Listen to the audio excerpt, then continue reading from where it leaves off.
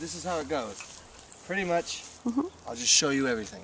Yeah. Word for word, pretty much. These were raised beds that he had. This is kind of where we started. Last year we did test garden. We had green beans from here to here, and they grew that tall and just yielding green beans. So I had the fantastic idea of throwing these. These are purple potted pole beans, and then I got this little line so people know where to walk. But these are dragon tongue beans. They got hit with a lot of hail, and a lot of the weather was really different this year. So as you see, this one, I'm still got hope. He's making it. He's doing okay. This grass right here is a product of putting hay with seed down. It's a good idea because the hay has seed in it, and that's healthy for your plants. When it degrades or grows or dies, it's going to add more amendment to the soil. I don't fertilize, so I try to get as much natural stuff as I can. I do consider horse manure a fertilizer, so I don't do that. Although it's a good idea, I will have to next year. This year, since it's never been really used, I'm testing the soil to see how good it is. And the flavors so far are amazing. The carrots I sold, I had people, I'd seen them earlier that day, and they said, "Oh, we ate all those carrots on the ride home." Her and her daughter, so a bunch of purple cosmic carrots. So pretty cool. This grass came back up. I'm in the process of I kind of go like that. If you see how deep it is, though, it leaves my undersoil just nice and dry, and I don't even have to put much water on it. I very seldom water. I water once a day for 20 minutes on each line. I've got 500 plants, so I have to do a little watering, but that's not much for 500 plants. This is the Orach that I was telling you about. I'll just pull one of these off. Feel that, hold that, check that out. You can eat it if you want too, but it's called a what? Oh, it's amazing, isn't it? It's Orach. I don't know what Orach is. It's just it's a spinach. Well, it's not spinach, but this is what they found to if you don't have spinach, you can eat this. It's more vitamin-y. It has definitely a more stronger flavor. It's really vitamin-y flavor. Very spinachy. It's just like spinach in a way. I had some spinach grow here last year, just a little line, and I was really happy. Great texture. And it's really pretty. When it grows as a baby, it's much more. This is tasty. This is good raw. It must be really. Imagine if you dip it in oil and you throw it. You just oil, vinegar, salt, like a combination, and you let it drip. Throw it on the grill. Throw it on a burger. Oh my God, it's something new. And I've talked to people in stores, and they've said, "Oh, I know Orach." They know about it. The thing is, no one. That whole field out there, you see the big field. I'm thinking it could very well be full of these next year. Yeah. Just end to end. I mean, the seed grows this big. It is not even. It's like that big coming out of the ground, and it's like, oh, is that the seed? I was wondering if something else sprouted up. I'm like, well, that's pretty. But they came up. I put them in when they were about that big. Within a month, they were there. My friend was like, wow, those really liked it. One of the beautiful things. And those tiny seeds, like amaranth. Exactly. Just the same size seed. Very small. So then, aside from having pole beans on each line, I did take the varieties I had last year mixed with the heirloom varieties. I guess those would be the only non-heirlooms. I didn't think about that. But Blue Lake and Kentucky Wonder, I crossed them. And so I got a bunch of beans, dried them out, and planted those ones. So they're all from seed, though. So you got those doing the fence. The flowers, I never finished just this little spot of flowers. I guess that might have been my neglection zone. But I've got them over there in pots, and I just got to put them in. Started all my flowers from seeds too, nasturtiums and stuff. These are my cucumber rows. You learn a lot about cucumbers, a lot about gardening when you do it, as far as heirloom variety. And cucumbers don't really like a lot of soggy soil. It's really not what they want. I planted a whole bunch of super healthy cucumbers. They were all the same size. My cucumbers, my squash, and my melons. They were all this big. And I planted them all at the same time, around the time Sonoma County tells you to plant them. And my cucumbers just, like say this is one. This is one that I put in. It didn't do anything for so long, but now it's starting to do something. Some of them died that were in here. I haven't de-weeded it because I'm just giving all the seeds I put in a chance to come up before I go in and really get violent. But this is a broccoli plant that was here when we moved in. A lot of people say broccoli doesn't grow heads after the first year. Well, I'll prove them wrong. A few people have come into my garden. They said, wow, where did you get all these little heads? I mean, they're little. They're not as big, but, I like them. And I just let it go. It's more or less an seed out of them. It's an ornament. Oh, you see all the. It's more or less it's got a lot of seed in it. But as far as squash goes, this is lemon squash, and then it ties into white scallop, and then golden zucchini, Lebanese bush marrow, and then Tandi Despazo, which is the original 8-ball squash. And then we finish off with the melons. As you see, my melons don't grow they just don't grow as fast. They're doing real good. I'll walk you around to that point. That's a little eggplant field. Turkish orange, more in the front. The Lao white has the purple flowers, and the Turkish orange has. Cool! I see that. Yeah, and the Turkish orange has yellow, white flowers. So really cool to see the different color flowers that come out of different plants that are the same. Are you growing any of this on request of restaurants that actually want this type of thing, or you just start doing it? No, but I used to work at a few of those restaurants. I worked at Timber Cove, and I used to be a sous chef at. I moved up to sous chef. I'm proud of that. Went from low rank dishwasher to sous chef, and I sous chefed for a year there. They loved me, and real fun. You know, I'm a merchant marine now, so I had to get into something that made a little bit more money. But cooking's a passion of mine, and vegetables, as my friends will tell you, they do it because they like to see them grow. You know? Yeah, that's pretty much it. It's, you know, you really get a kick out of seeing how big they get. These are, I picked a lot of my beets and sold most of them. When I did these beets and carrots, I did them in February. I put them in by seed. We had a lot of water, and even more water, and even more water, which was great for my carrots. All that rain we were getting, oh, my rows just thrived on it. It was great. The cucumbers didn't like it. Squash loved it, but and so did the tomatoes. So back to the beets. So these are all, what happened was I put little ones in.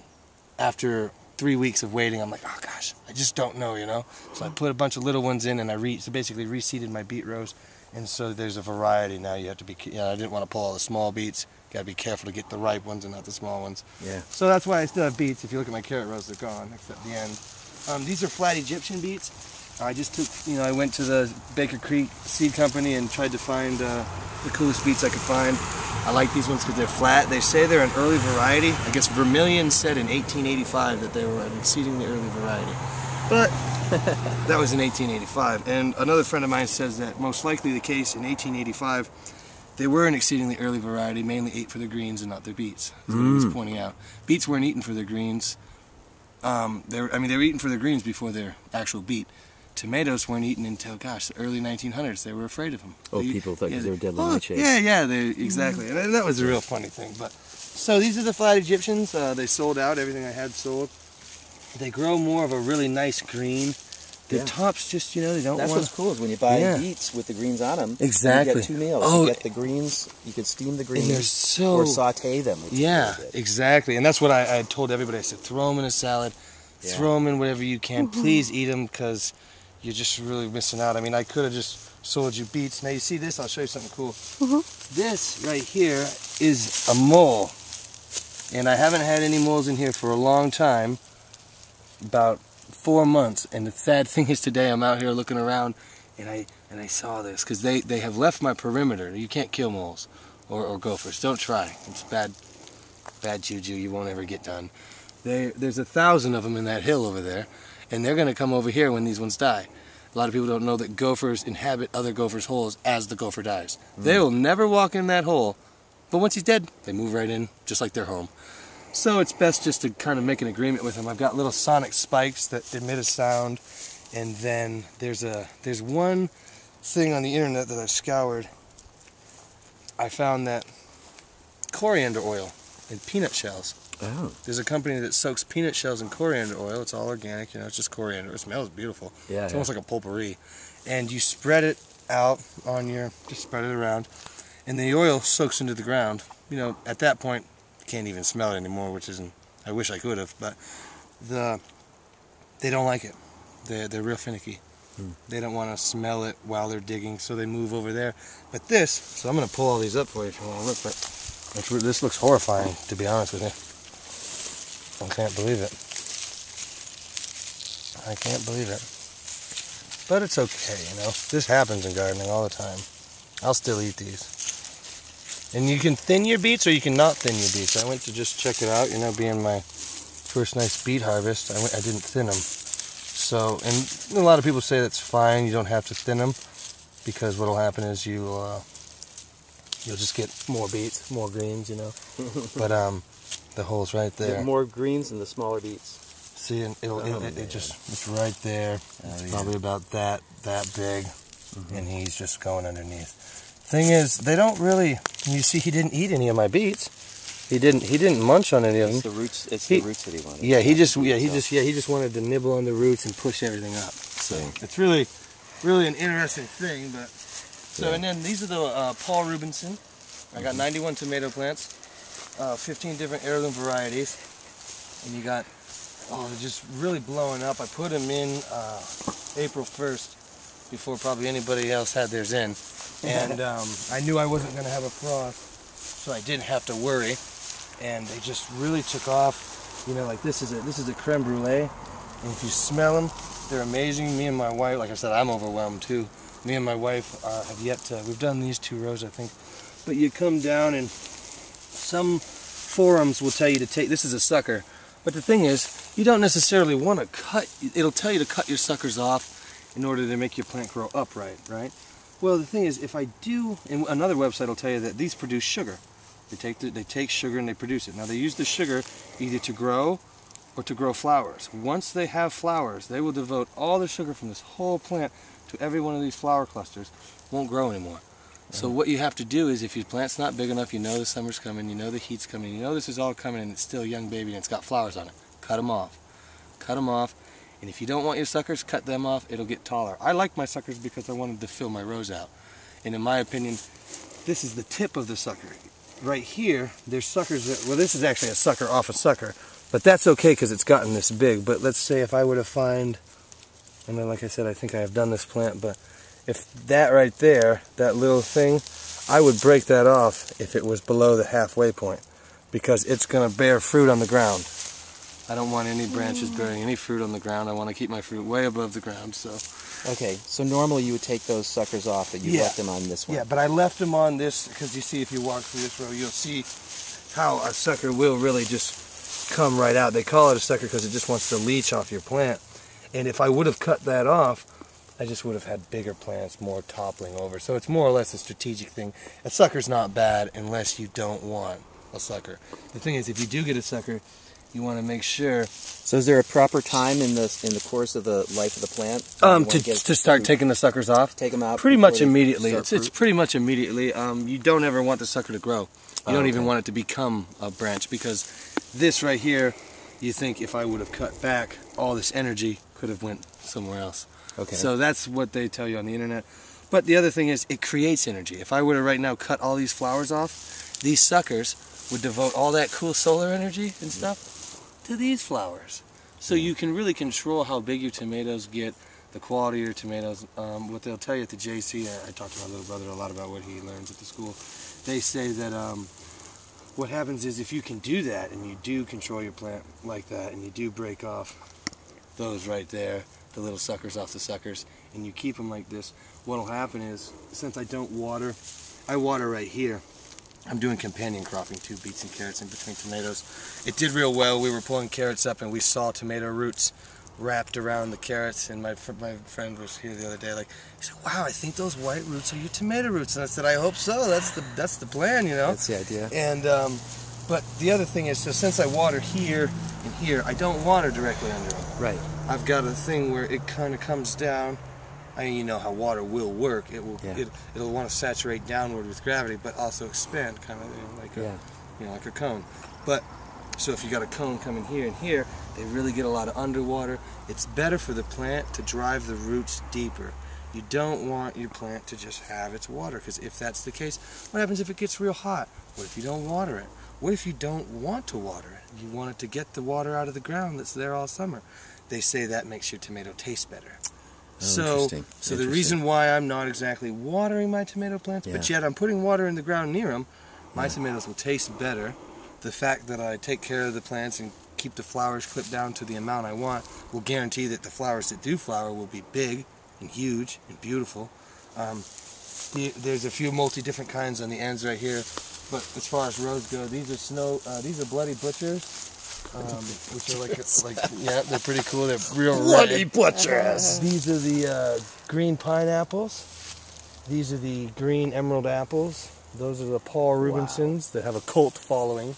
They're so dark, and they're about, the meat is about that color. And if you know a tomato, the juice, juice in a tomato, when you cut it in half, it's translucent. But if you take that juice and you make the thickness, if you cut it in half, it looks black. Yeah. So the slice in half of the Paul Rubens, it's the most exciting one for me, but really can't wait. This is a plum like tigress. obsidian, huh? Plum tigress plant. Like, try to put your hand in there. Try to touch that plant and tell me, because you'll be gardening and you'll see. You see how stiff that is? Man, Isn't that yeah, insane? it's like a cage. It's just the kind it is. It's a jungle. It's a plum tigress. It doesn't want to do anything but that. I mean, you see, these are all different. This is actually the pink honey. This is the 3-pound Russian tomato. Whoa! That I'm real excited about too. They really blew up as far as like a grapevine standpoint. These other ones, they did really well, but if you look at, you see how this just blows up and it more or less has that hang look. Yeah. See that one, just boom, boom. They really just want to. So some of these you have to train. Yeah, you have to train them in. You have to pull them in. It's pretty much like a vine, yeah. Like this one wanted to be way out there, and like those ones that I just tucked in were kind of encroaching. But, and then you've got the tigrella, the snowberry, and the pink grapefruit. So 15 really cool ones. I got the white topsail and a bunch of other cool ones, the tigrella. I love the names. I'll pull a carrot for you. And I don't want to get one that's not. These are really cool carrots. They're Tondi de Prague. It's an heirloom. So the thing I had at the market was you've got these carrots, and then you've got red core Chonti carrots. There's a big difference, but can you smell those? Smell those. No fertilizers, and oh my god. Oh man! They're beautiful. Check this out. $2.50 a bunch. You can smell those carrots from 10 feet away. That's the one thing I really liked about them, is you could smell them, and they're really vibrant. So this was a really small green too. They get bigger? Well, they get a little bit, but they're only supposed to get about 1 inch. You can let them, like some of these. So you knew looking at them that they were ready. Oh yeah, see some of these will want. Yeah, these are perfect size ones. They'll split if they get too big. I'm gonna save these last couple ones for somebody else. But they split when they get too big, so you don't want to let them get too big. You know, a lot of people say carrots get woody. My wife's father was a produce manager, and he was in the Grocery Baggers Union for 35 years. Ended up running real prestigious produce markets, so he knows all about everything. And he was talking about the red core Chonti carrots getting woody as they got older. He's like, oh, you don't want them to go too long. But I'm going to pull one of these just to show you too. I wish I went to the Cazadero market and I stripped these rows and didn't really realize I stripped them. Just didn't have the big beets to bring to the Fort Ross one or any of that. But I did get the carrots and stuff, but these are just the most beautiful carrot in the world. I'm letting these ones get a little bigger, but I'll just pull up, let's see here. I think I had one picked out. Most beautiful carrot in the world. Oh yeah, no, they're amazing. You heard it here, folks. Cannot stop, like, you know, eat them all up here. I think that's the one right there, I think. Nope, that's not it. Well, let's just go with this one. Who knows? See, and that's a littler version. The ones I was pulling up were that by that. And I was just like, me and my friend were like, I said, come on over at 7:30. Help me pick these rows out. We got to get on the road. I got to be down there by 8:30. Only got an hour. So I'm over here. And the excitement was just too much. I was like, oh, I don't know if we should sell these ones. But these are beautiful. I like them young. I'll probably eat all these carrots. And then I'll show you a purple carrot too. I just pulled another one. I pulled a purple carrot. A red. It's a much darker orange. Yeah, it is. In the center, it's solid red once they mature, just a tad bit more. There's something translucent about it. Too. Yeah. Really when I wash it off, it's yeah. They all look different. They all taste different. It was the thing about these carrots was so there's some disappointments in farming. I think that's a little nice. That's a nice sized purple cosmic carrot, but purple cosmic. Yep, and it's the inside's orange. And cosmic. But and the cool thing is my brother's a real health freak. I was rinsing some of these off, and he's don't rinse off the purple stuff. Don't rinse off the purple stuff. I said, oh, I won't. You know, he's like, the dirt I need the vitamins. Yeah, he's like, I need the vitamins, and because you can spray that purple coating off of the hose. It'll come right off in the rinse if you rinse so too you don't use a hard. vegetable brush. Yeah, right? don't. Oh, you just no. soak them a little. No, soak them. Use your hands. Your hands will even take hands. it off. Yeah. But I use an interesting, like, just high enough, my hose sprayer. Set it on vertical, and it sprays them right off without getting it. If I focus on an area, it'll come off. But I don't use a vegetable brush just because I don't have to. I encourage everybody to do it, though. Yeah. I really get them hard with the water. And my friend was out here almost eating dirt the other day. Oh, dirt's not bad. I'm like, you go, man. Yeah. Pull those carrots up, wipe them off with your shirt, and just eat them if you want to. Dirt's crunchy. You know. But in here, what I'll show you is you see this right here. Oh yeah. Look at that. You're like, oh my God, what happened? Why no carrot, eh? Well, because it went up into there. Well, yeah. That's what the purpose of that root is. Exactly. Well, some of them don't have anything, and they never did, though. That was the thing. These, like this one, they just didn't. Some of them are just didn't want to do anything. It's all stalk and no root. Yeah, and a friend of mine told me, I talked to a lot of people about it, because you see, some of them did fine, but you notice the greens difference. Mm-hmm. Yeah. You know? And he had said, I've heard that, and they said, but the thing is that does happen a lot, but usually not. You know, these are supposed to take longer than these and longer than those. I planted them as in, these take the longest, dink, dink, dink, as far as the package tells you. And they didn't even get to their harvest point. Some of it's the water. And that's what I'm sorry. Like maybe how wet the soil got. Yeah, what it was that some carrots are a summer to fall crop. Yeah. Not a spring to summer. There's a clue. And and it's really important because these carrots will have done great if I planted them in the summer and let them go into the fall. Wow. But coming from the early spring into the summer, it just wasn't their bag. And the reality in that is, I think they just want a lot of sun in the beginning. Yeah. They want to get big and then finish off. Yeah. And these just didn't have anything, so they stretched. They did a number of things. I wasn't too disappointed because the carrots I did get, the bunches I did get, they loved them. I mean, they went, and then these ones too. These were the Amarillos, and they were growing real fast. And I checked them all the way through I did that with all these. I saw them slowly get to a point, and then they just didn't get past that point. I didn't want to pull all my carrots up, and they just kept getting bigger. I said, well, I'll let them. Obviously, they're the biggest greens here, and as far as carrots go,